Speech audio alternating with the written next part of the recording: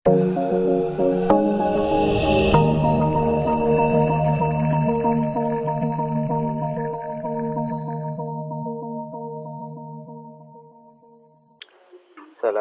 warahmatullahi wabarakatuh. Alhamdulillahirabbil alamin. Wassalatu wassalamu ala asyrafil anbiya'i wal mursalin wa ala alihi washabihi ajma'in. Alhamdulillah, mari puji dan syukur senantiasa selalu kita panjatkan kehadirat Allah Subhanahu wa taala karena atas limpahan rahmat dan karunia-Nya pada kesempatan ini kita masih diberikan nikmat, yaitu nikmat umur, nikmat iman, nikmat Islam, nikmat kesehatan, sehingga kita dapat melaksanakan aktivitas kita sehari-hari dalam menjalani kehidupan di dunia ini. Tak lupa salawat dan salam mari senantiasa kita sampaikan kepada junjungan kita Nabi besar Muhammad sallallahu alaihi wasallam, Nabi yang telah membawa perubahan pada peradaban kehidupan manusia. Baiklah, pada kesempatan ini Bapak akan mencoba membuat video untuk pertemuan ke-12 dengan judul yaitu peran atau fungsi masjid dalam mengembangkan budaya Islam. Sebagaimana yang kita ketahui bahwasanya masjid adalah salah satu sarana, salah satu media yang digunakan umat Islam daripada zaman Rasulullah sampai hari ini untuk menyebarkan Islam. Masjid pada masa Rasulullah dulu memiliki fungsi dan peran yang sangat kompleks sekali, ya. Hampir di setiap kegiatan itu dipusatkan di masjid, ya. Yang untuk musyawarah, untuk penahanan tawanan perang, untuk mengobati sahabat-sahabat yang luka, untuk tempat diskusi, untuk tempat baitul mal, semuanya dipusatkan di masjid, ya. Nah, namun masjid yang ada di kita pada hari ini fungsinya tidak lagi sekompleks atau sebanyak di kala masa Rasulullah dulu. Karena apa? Karena saat ini alhamdulillah ya, ada beberapa bagian yang sudah dialihkan fungsinya ke tempat lain. Misalnya pada masa Rasulullah masjid dijadikan sebagai fungsi untuk tawanan perang misalnya. Kalau saat ini ya penjahat misalnya atau ya orang yang melakukan kesalahan, ya penawanannya tidak lagi di masjid. Tapi sekarang sudah ada lembaga pemasyarakatannya, pembinaannya yang kita kenal dengan LP misalnya itu. Pada masa Rasul dulu sahabat yang terluka dirawat di masjid. Kalau sekarang nggak lagi, ya. Ada sahabat yang terluka, orang Islam yang terluka, yang sakit, rawatnya di rumah sakit. Jadinya apa? Ada beberapa fungsi yang dulu pada masa Rasulullah itu diadakan di masjid, namun saat ini sudah tidak lagi dilakukan atau ditumpukan pada masjid. Nah, pada saat ini masih ada beberapa fungsi masjid yang pada masa Rasul tetap eksis pada masa ini. Yang pertama adalah yaitu fungsi masjid sebagai tempat ibadah. Jadi fungsi masjid adalah sebagai sentral ibadah kita, ya, umat Islam, ya, di mana sebagaimana yang difirmankan oleh Allah, ya, barang siapa yang meramaikan masjid Allah, ya ramaikan masjid Allah, ya, seperti itu. Nah, jadi media atau tempat kita beribadah kepada Allah adalah masjid, maka masjid sering disebut sebagai tempat ibadah. Nah, tempat ibadah di sini sudah tentu ya ibadah makdoh, ya, yaitu misalnya sholat, ya, sholat sunat, sholat wajib, sholat tarawih, misalnya sholat jenazah dan lain sebagainya terkadang masih kita pusatkan di masjid. Ya. Yang kedua, ya, fungsi masjid yang ada pada zaman Rasul masih eksis sampai sekarang adalah masjid sebagai pusat tarbiyah, pendidikan. Ya. Nah, di masjid, ya, sentral pendidikan itu ada dilakukan di masjid. Biasanya untuk kajian-kajian misalnya, masjid menjadi sentra pembelajaran taman pendidikan Al-Quran untuk anak-anak tingkat SD, misalnya SMP, itu ada di masjid yang kita kenal dengan TPA, TPQ misalnya. Yang kedua, tarbiyah untuk pengurus masjid, misalnya diadakan pengajian. Pengajian baik itu sifatnya bulanan, mingguan, ya, itu sering diadakan di masjid. Kajian atau yang bahasa halusnya kita sebut dengan majelis ta'lim. majelis ta'lim. Nah, majelis ta'lim ini dilaksanakan di masjid, baik bagi ibu-ibu maupun untuk yang bapak-bapaknya. Jadi fungsi masjid yang ada pada masa Rasul masih eksis pada hari ini ya, yang pertama tadi adalah tempat ibadah, yang kedua sebagai sentral pendidikan, dan yang ketiga adalah tempat musyawarah. Pada masa Rasul dulu apapun yang akan diputuskan itu dimusyawarahkan di masjid. Nah, sekarang juga itu masih berlaku, ya. Jadi di lingkungan masyarakat tertentu dijadikan masjid itu sebagai sentral untuk musyawarah. Biasanya kalau di kampung-kampung di sebelah masjid itu ada aula misalnya. Nah, aula itu dimanfaatkan oleh masyarakat sekitar untuk bermusyawarah. Apa yang harus dilakukan di desa itu, apa yang ingin dikerjakan di desa itu, biasanya dimusyawarahkan di aula masjid itu. Nah, jadi fungsi masjid ya, yang pertama tadi ibadah, kedua pendidikan, yang ketiga adalah musyawarah. Dan fungsi masjid yang keempat itu yang masih eksis sampai hari ini adalah masjid sering dijadikan sebagai tempat untuk melangsungkan akad nikah. Jadi pada masa sekarang ini ya, kita banyak menjumpai ya, ada beberapa yang memanfaatkan masjid ya, sebagai media atau tempat untuk melangsungkan pernikahan. Ya, namun tidak semua juga ya, mungkin belum tentu dalam 1 tahun itu ada satu yang menikah di masjid. Ya, tapi ini adalah fungsi daripada masjid. Biasanya kita melihat di kalangan artis biasanya ada yang menikah di masjid. Ya. Jadi mereka menjadikan masjid untuk tempat acara pernikahan dengan harapan mungkin ya mendapatkan ya sesuatu yang baiklah dari Allah, ya, keridhaan Allah Subhanahu wa taala. Yang keempat ya, atau yang kelima, masjid adalah sebagai tempat perlindungan.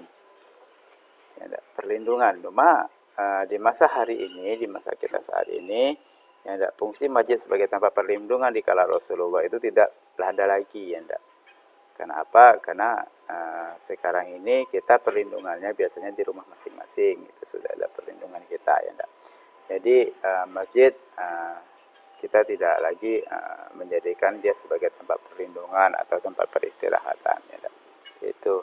Nah, jadi ada beberapa fungsi masjid yang pada masa Rasulullah SAW dulu menjadi sentral kegiatan umat Muslim. Ya, namun pada saat ini dari beberapa sentral tersebut ya, sudah ada beberapa yang tidak ada relevannya lagi atau tidak digunakan lagi di kita. Ya, seperti misalnya sebagai tempat penawanan tahanan perang misalnya, sebagai tempat pengobatan luka sahabat yang luka akibat perang misalnya, itu tidak ada lagi. Ya. Jadi ada beberapa dari fungsi masjid yang sudah tidak diterapkan lagi di situ ya, pada masa Rasul dulu ya. Namun pada masa saat ini masih ada, itu ada beberapa tadi ya, ada 5 kurang lebih ya. Nah, dalam budaya. Nah, kebudayaan biasanya ya tidak lepas dari adat istiadat, kebiasaan. Nah, adat istiadat kebiasaan itu kalau kita di masyarakat Bangka Belitung ini ya sangat kenal, agak rentan dengan sepintu sedulang ya. Tidak jarang kita melihat atau menyaksikan ya, di setiap acara besar, hari besar Islam biasanya ya, itu diadakan kegiatan sepintu sedulang atau bahasa trending kita nganggung misalnya. Itu diadakannya di masjid. Ya, baik perayaan hari besar Islam Maulid, misalnya Isra Mi'raj, atau bahkan pada hari raya tertentu, misalnya ada raya Idul Fitri, Idul Adha, biasanya masyarakat menganggung di masjid. Atau ritual-ritual kegiatan kebudayaan selain hari besar Islam.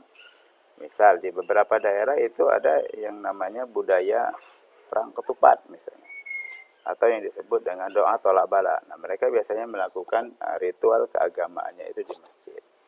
Ya, mereka untuk melangsungkan melestarikan budaya itu ya mereka lakukan di masjid. Ya, nah, jadi ini adalah beberapa fungsi masjid ya yang dapat digunakan sebagai media pelestarian budaya.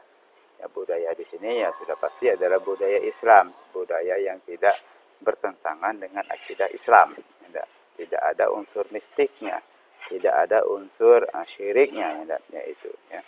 Nanti budaya-budaya ya seperti budaya yang tujuannya adalah untuk menguatkan pemahaman keagamaan kita, menguatkan sejarah agama Islam ya, dalam rangka melestarikan ajaran agama kepada generasi berikutnya. Oke, mungkin ini video singkat yang dapat dibuat pada kesempatan kali ini. Mohon maaf atas segala kekurangannya. Mudah-mudahan ini dapat bermanfaat baik kepada diri saya sendiri secara pribadi maupun kepada para mahasiswa umumnya. Demikianlah, semoga Allah selalu memberikan kesehatan jasmani rohani kepada kita. Allah selalu menyegarkan ingatan kita. Allah selalu menguatkan niat baik kita semua. Billahi taufiq wal hidayah. Assalamualaikum warahmatullahi wabarakatuh. Nah, jadi pajak tadi ya.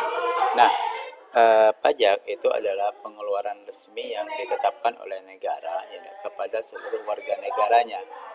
Atau dalam konteks ini adalah wajib pajak ya, wajib pajak. Nah, pajak itu bervariasi ya, tergantung dengan besar kecilnya pendapatan kita. Itu yang pajak dalam hal pendapatan atau dalam hal penjualan. Namun dalam realita kehidupan kita sehari-hari ya, kita tidak bisa terlepas dari pajak. Kenapa? Karena apa-apa yang menjadi kebutuhan dasar kita sebagai manusia itu semuanya sudah diambil duluan pajaknya oleh pemerintah. Sebagai contoh misalnya kita beli sabun ya, sabun itu sebelum keluar ke pasaran, sebelum sampai ke konsumen itu sudah ada pajaknya. Jadi sudah ditanggung dulu oleh perusahaan. Kita mau beli beras misalnya, itu sebelum beras jatuh ke kita sudah diambil dulu pemerintah pajaknya. Ya, jadi itu adalah pajak yang selalu melekat pada kebutuhan kita sehari-hari. Kita beli rokok misalnya, Anda yang merokok, beli rokok, sebelum rokok jatuh Anda ke tangan Anda, itu sudah diambil dulu cukainya oleh pemerintah, seperti itu. Nah, pajak ini adalah sesuatu yang sangat dibutuhkan, yang sangat penting dalam sebuah negara, karena sumber dari pendapatan negara itu adalah berasal dari pajak, baik yang dari dalam negeri maupun yang dari luar negeri. Yang berasal dari luar negeri misalnya ya segala sesuatu jenis barang yang masuk ke Indonesia, impor misalnya, itu dikenakan pajak. Artinya apa? Negara luar yang memproduksi sebuah barang ketika dimasukkan ke Indonesia, maka mereka harus membayar pajak. Alih-alih ya kita orang Indonesia juga yang ngeluarin pajak. Contoh kecil misalnya kita membeli sebuah mobil, ya kita beli mobil, maka pajaknya ya kita lah. Mobil masuk ke Indonesia, ya kita yang membayar pajaknya juga, sama juga. Artinya ya mau barang dari luar, mau barang dari dalam, ya kita juga kena pajaknya, bayar pajaknya sebagai konsumennya. Ya, jadi pajak itu adalah sebuah kewajiban yang harus kita tunaikan kepada ulil amri kita, kepada pemimpin kita. Ya, nah kalau kita di Indonesia ini ada pemerintah, itu yang harus kita ikuti ya. Jadi kita harus mengikuti untuk membayar pajak itu sendiri. Dan pajak ini juga ada beberapa ya, ada yang milik pemerintah pusat, ada yang memiliki pemerintah provinsi, ada milik pemerintah daerah, kabupaten kota misalnya. Contoh kecil misalnya yang APBN, itu segala sesuatu yang masuk, yang gede-gede, ada cukai misalnya, pertambahan nilai dan sebagainya. Provinsi misalnya royalti dari perusahaan-perusahaan, misalnya perusahaan PT Timah yang mengeluarkan timah misalnya, smelter dan sebagainya, itu provinsi. Daerah, kota, kabupaten, reklame misalnya, pajak reklame, pajak